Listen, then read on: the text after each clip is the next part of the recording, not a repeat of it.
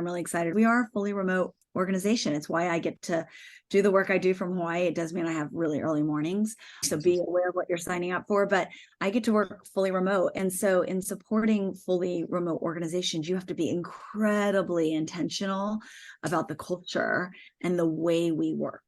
Don't conduct your analysis in isolation because data is so incredibly powerful. Not defending just the tribe, but defending the organization. Those creative people that you really want to keep empowered, keep excited, keep motivated, keep thinking. A good experience pays dividends down the line. Stereotypes tend to break down in proximity. Welcome to We're Only Human, a podcast about human resources, business, technology, and the workplace. My name is Ben Eubanks, your host, and I'm so glad you're here.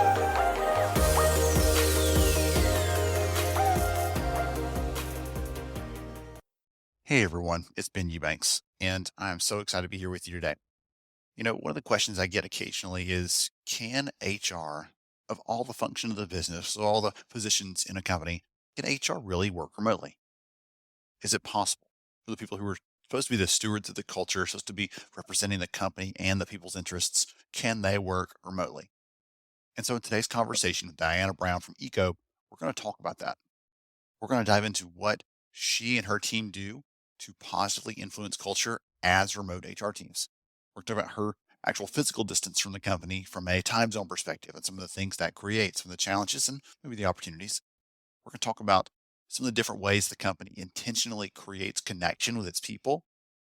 I want to give a quick shout out and a thank you to the team over at Goody for connecting us here for this episode. This actually is a replay of a part of our summer school content from this year. Enjoying the summer with the family, getting some of these replays out, and hopefully you're getting some great ideas, insights, inputs from these episodes in the last few weeks. I'm so excited to be back with some new interviews coming this fall, brand new content, great and amazing guests. It's going to be a ton of fun. So without any further ado, on with the show. I'm so excited here to have Diana with me because we're going to be talking about some of the ways we can support, appreciate, connect with our people, how to show them they matter to us, all those kinds of things that we get to do every day in HR. I'm so excited about it. And I'm so pumped, honestly. So you're over in Hawaii, right? That's right. Awesome. So before we get into some of the fun stuff, give the audience a little more about who you are and what you do, and let us know why Hawaii, if that's not a weird question, because I'm just kind of curious. No, it's a great question. And it actually works into a little bit of who I am and my career story. Hi, everybody. I'm Diana Brown. Today I'm in a job as head of people for a company called ECO. I've been in HR for over 20 years at this. Before this, I was the head of international HR for Capital One. I was based in Toronto. My role before that was chief people officer for the Canadian Bank. And then I was with Capital One Corporate in the US for years and years. I am an American and had this amazing opportunity to go to Canada, and that was great. And when we decided to leave Canada, as a family, we did where do we want to be? All of my next opportunities were at headquarters, which is near DC, which is an amazing place, an amazing facility. And we were just not wanting to be back in DC. And like many people during the pandemic, had an opportunity to revisit priorities and life desires and what do we want to be true about this one life we get to live? And for us, that meant living near water, which had always been a dream of ours, and being close to family. And all of my extended family is here in Hawaii. So we decided to do it. Originally, we said we're going to go as far west as California. And then we said, well, let's just keep going. Stop there? Yeah. Long answer on who I am and how I ended up in Hawaii. And I will tell you, I spent 20 some years at Capital One, 55,000 person organization, big bank, Fortune 500, traditional bank. And then I made a career pivot to lead an organization that is in the double digits, fully remote, startup. It's in the decentralized finance space. And so massive changes, which I'm happy to talk about at any point, but we'll say it's been an incredibly invigorating, refreshing, and rewarding experience. I think every single thing about what your career was, all the different facets, like you'd flipped every single lever you could flip as you're going down. Like, how can I make one more change to this and just transition? Yeah. And then actually not just in career, like in life, right? So how do I go from Toronto to Hawaii? It's been incredible. Yeah. I'll guarantee that I never see snow again. Here we go. All right. Although you can on the Big Island. Oh, fun fact. Okay. Up the mountain, probably, right? Up on a. Okay. Okay, that's really fun. Okay, I just want to talk about like Hawaii because I've never been. I want to go, but let's hold that one off. And if anybody out there, let's do summer school field trip to Hawaii. We'll figure that one out later on. But let's talk about some of the stuff that you and your team are up to. You said you've transitioned to a very different kind of company, and I'd love to hear from you. What is something in the HR world, the HR related, like some of the big, because you can be doing anything right now. And I'm just kind of curious, what's top of mind for you? What are you excited to be working on right now? Yeah, I'll answer it two ways. I'll give you just a preview into the why I picked the company I went to. I've been at one organization for 20 some years. Wherever I was going to hitch my wagon to, it had to be important. And so I'll offer to all of you listening, as you think about your next opportunity or think about making it the next move, I really considered the interview process me interviewing the company. I wanted a bunch of things to be true for me, particularly in the roles that we have, right? We have the privilege of supporting and building cultures, supporting people, making leaders better. We have to be principally aligned with the folks that we're supporting and the folks that we're working with. And so I spent a bunch of time interviewing the company to make sure it was the right fit for me. And now that I'm here, the thing that we're working on that I'm really excited about is we are a fully remote organization. It's why I get to do the work I do from Hawaii. It does mean I have really early mornings. So be aware of what you're signing up for, but I get to work fully remote. And so in supporting fully remote organizations, you have to be incredibly intentional about the culture and the way we work. And so for us, we're fully remote. We believe that our organization is special, needs to be special. We hire really talented people who we know can be anywhere they want. And while we have a very compelling mission, we really also want folks to want to be here and to like the people they're working with and to like the way we interact. And for us, it's around building our culture, ensuring that we figure out a way to build connectedness. And we know people want to be connected to the people they work with. You have to work extra hard at that when you're remote, right? When I can just close my laptop and never see these, and literally never see these people again. How do you build connection such that we do care about each other, right? Where you and I have a relationship and I want to work with you and I want to work a little bit harder for you. And I want us to deliver something together and you matter to me. How do we build that in a world where actually what I could do is just close my laptop and not ever see you again? Yes, absolutely. Oh, I like that. I smiled really big when you said connection a minute ago because I told you earlier, I've been recording a couple of conversations with people. So all of you out there, here's behind the scenes look. If I've not already heard from Marie over at Getty Images, one of the key things she talked about as well was really connecting with people, and the culture is a critical asset there. It's a critical piece of that. If we leave it alone, it tends towards chaos. Right. So we've got to closely manage it. We have to think about it intentionally. And so I love hearing you talk about that piece of it and how that really comes together, because in my head, I'm thinking someone that came from big company HR, that may not be top of mind. And so it's so exciting to hear you say, no, this is like first and foremost, before anything else, this is what we've got to do to make sure we're getting it right. That's exciting. Absolutely. Yeah. If anything, I would say I learned a bunch of that at Capital One because culture was so important there. And so back to I interviewed this company. I wanted to be really sure I was coming to the right place for me. I needed to make sure, hey, I want to make an imprint on this organization. I want us to be an organization that hires the very best, continues to have really high expectations for them, presents them with incredibly hard and challenging problems to work with, rewards them really well, and is a really fun place to work. Like very simply, what I was looking for when I came and what I want to build is smart and good. Like I want smart people, I want good people. And how do we when you double click on that, how do we build all the things that ensures that continues to be true? I want to come back to that in a minute and ask you a question on how you try to do that connectedness piece, because everybody's got a little different flavor to it. And I'll share with you a fun example because I love swapping notes on that, what's working, what I've seen be effective there. But the team over at Goody actually connected us, and I'm so thankful for them because I feel like I got a new friend here. And one of the things that obviously they connect us because y'all are using Goody as a tool to help you with some of the things you're talking about here, I would imagine. I won't put words in your mouth. So talk about, why are you using Goody? What are you using it for? What's the impact? Yeah.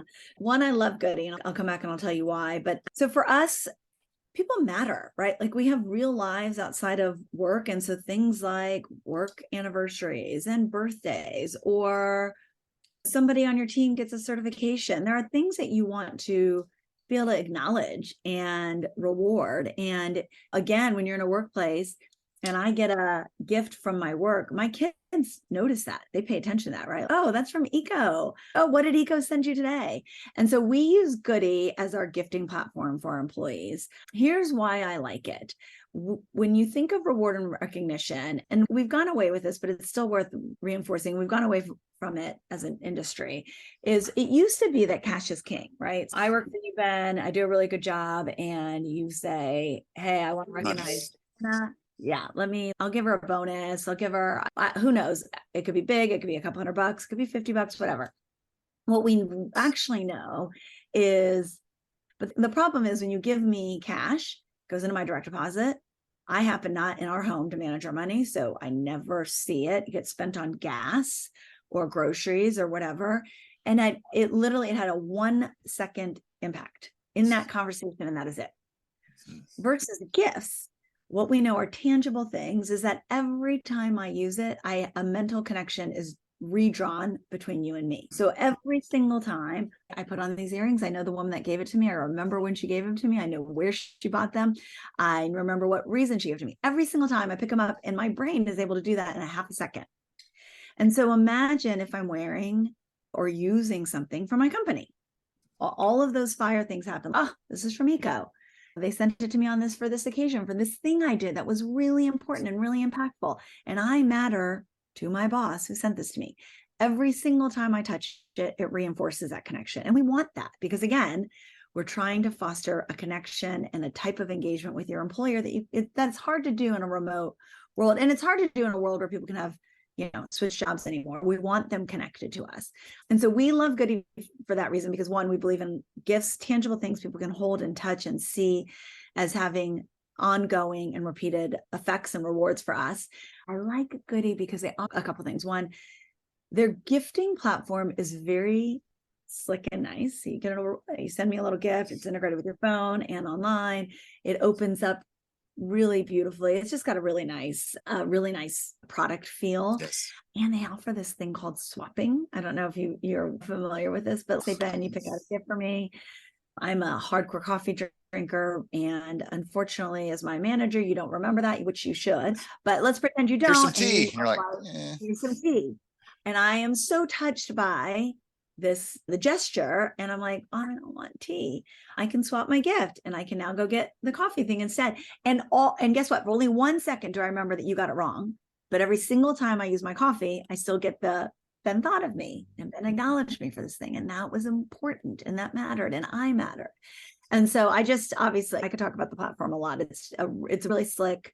It's really smart and super easy. We're fancy at Eco. That's really fun. I'm thinking back to when I was running an HR team and I had the wicker basket in the corner with a bunch of gift cards in it and a little sheet where I was like logging those, and it was annoying as can be. It was a pain in the neck. Oh, we've got 2 left. You either get Bass Pro Shop or Home Depot. What do you want to give that wonderful accountant on your team? She's been doing a great job. Which one does she want?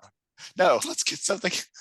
Yeah. So to have the flexibility there to really meet the person where they are, the things that they care about. It's a reminder too, I think, right? You gave the example, like we can't swap if we have to, but a manager that knows their people well is going to give them something that really connects and resonates with them because they know who they are. Diana, I know you care about whatever this is. You're not just a coffee drinker, but you like this kind of coffee. Like, oh, we're going to give you that because I want you to know that I remember that about you.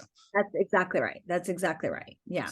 Okay. Also, I was going to ask you a question about connection. That can be your answer. Like we use this as a way to connect because you used that word a couple of times as you were explaining that. I was going to ask you if at Eco, if y'all have any specific things you do as a way to try to connect people. I'll give you one. So I was meeting with a friend at a company recently, and they do a Ways We're Weird.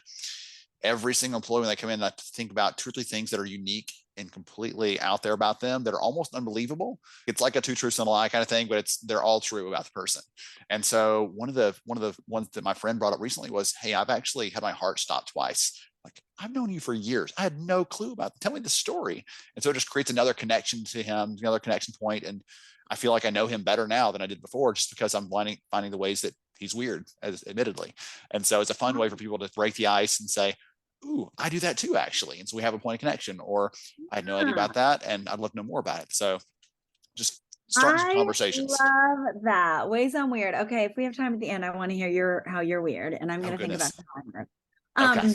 things we do. I am incredibly proud of the things we do. We don't have this nut cracked. And I will say, as HR leaders, we have to stay mindful of this. We've got to have our radar tuned to what I would say is two things. One is the talent on your team, and the other is culture. And I'm going to tell you the things I'm proud of. This is also to say, keep sharing those ideas. I love the ways we're weird and we might borrow it, because we've got to keep an eye on these. Yeah. For us, we do a couple of things. So we're fully remote, and we're async. So we have core hours, and async means we try to be very meeting light. We get a lot of work done at different hours. So you're in Alabama, I'm in Hawaii. That puts us 6 hours apart. Yeah. How do we use that actually to our advantage and not have to be like, oh, can we just meet between 4 and 5 p.m. your time, 10 a.m. my time? So we really try to use it to our advantage. We do a lot of writing, and we're really thoughtful about just our work product. But there's a couple fun things we do. One, we're very intentional about onboarding. We also have I'll say a document, but imagine like something that outlines, hey, this is what it means to work async at Eco. So things like, we use Slack a lot. We don't have expectations on timing when you reply. Feel free to write emojis. So on Slack, instead of having you send me a note, I don't have to write back and say, sounds good. I can just do a thumbs up. Totally appropriate, super efficient. But those are the kinds of things that I might feel unsteady on my feet for about the first couple of weeks or month if we don't say it explicitly.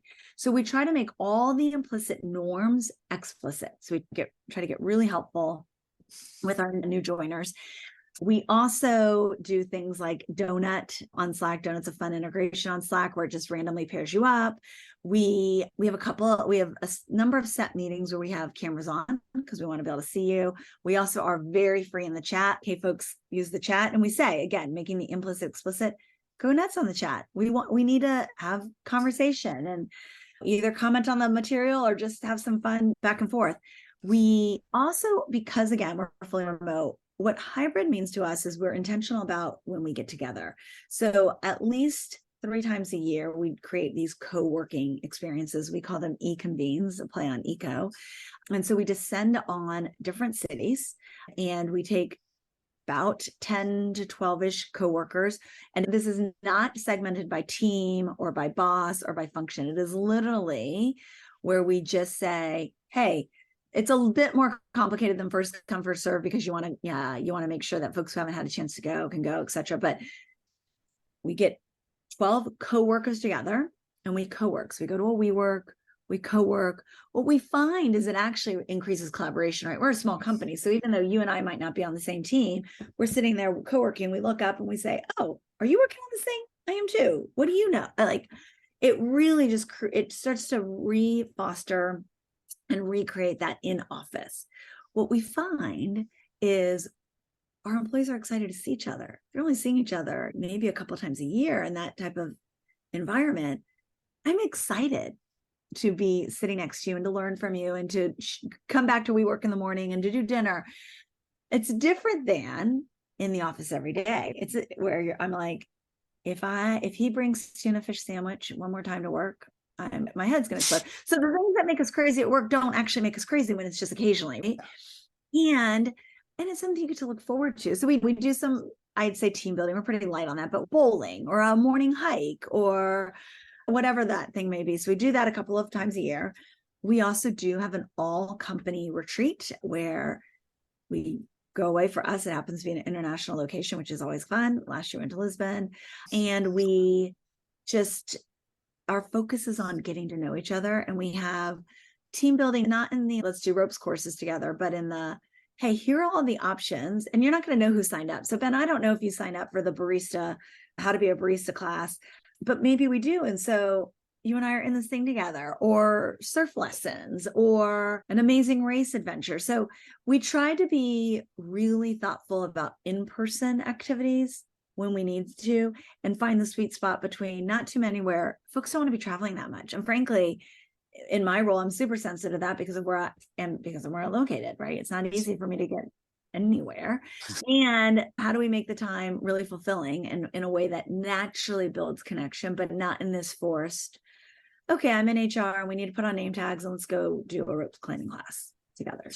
That's really fun. And I love that so much. You get some really good examples out right there. Eco's a unique kind of company in some ways. And so it was goodness, it'd be great for us to go to Lisbon. But hey, guess what? She didn't say you had to. She said, guess what? Find the thing that fits for you. Find the way to create connection for your people. Do it intentionally or it will not happen. Period. That is exactly right. That is exactly right. Do it intentional. Culture does not happen by accident. Be intentional about how you use your time and your resources and your leadership presence. So having time for us, having time with leaders in this dedicated way is really valuable. That can happen in a number of different ways. You can have leaders can go to different sites. Leaders can do on one-on-ones. Leaders can do Zooms. There are all kinds of other ways we can do that. All right. Before we wrap up, do you have a weird thing? Do you want to give a weird one? I am not afraid to try new things. So I just recently joined an outrigger canoe club. Oh, wow. So cool. Ocean, and that's fun for me. I didn't think that was cool, except I've had friends who have said, hey, like us trying new things at this point in our lives, like that's a pretty big one. That's uncommon. Yes.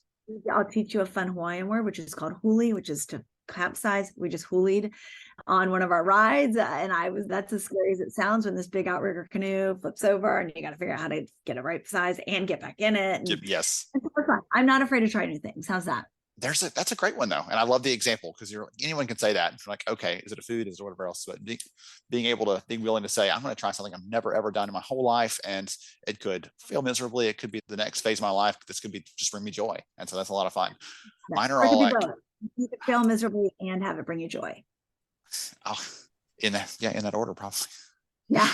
Okay. I'll give you two of them. One, I can walk my hands. And have been able to for a long time. I love it. And it's one way to entertain the kids. Here's a real fun one that's completely weird and out there. When I'm eating candy, I have to eat one piece on each side of my mouth. I alternate. I can't eat two on this side. I have to go one here and then two the other on the other side. It's like a weird little, I don't know what it is, quirk, but. Very interesting. Okay, I like that.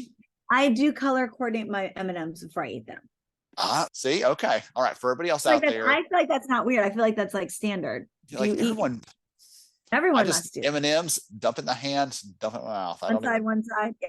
I just throw it in. Okay. So for everybody else out there, drop something in the comments here. What's your weird, something funny, unique, just interesting about you. Maybe that someone else would be surprised by. So that's fun. We'll create some connection here with HR Summer School community.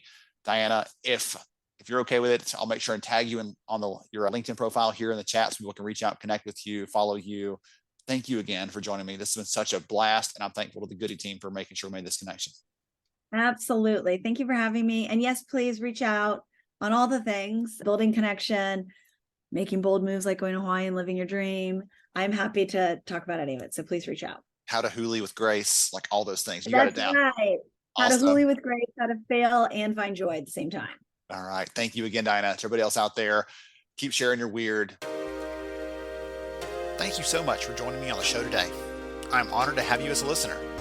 If you enjoyed this episode, please take 10 seconds to rate it at iTunes, Stitcher, or wherever you listen to your podcast. Also, if you know a friend that could benefit from today's conversation, please pass it their way. After all, a rising tide lifts all ships. To see show notes, sponsor information, and our full show archives, visit onlyhumanshow.com.